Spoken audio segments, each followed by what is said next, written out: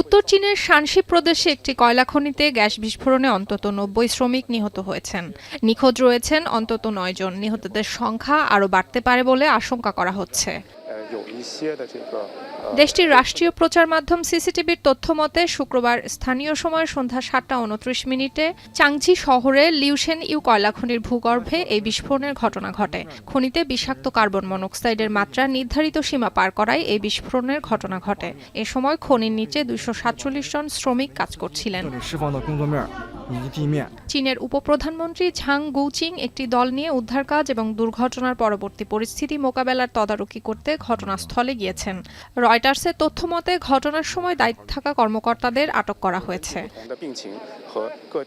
চীনের president Xi Jinping আহতদের চিকিৎসার জন্য সর্বাত্মক প্রচেষ্টা চালানোর আহ্বান জানিয়েছেন এবং ঘটনাটির পুঙ্খানুপুঙ্খ তদন্তের দাবি করেন।